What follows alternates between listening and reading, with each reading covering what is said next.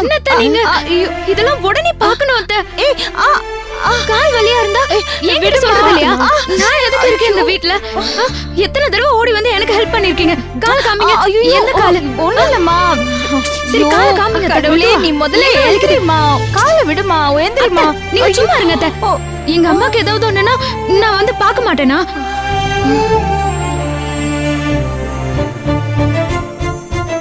வீக்கமா இருக்கத்த. நேத்தே சொல்லிருந்தீங்கன்னா மருந்து தடவை இருக்கலாம். இந்நேரம் சரியா போயிருக்கும்.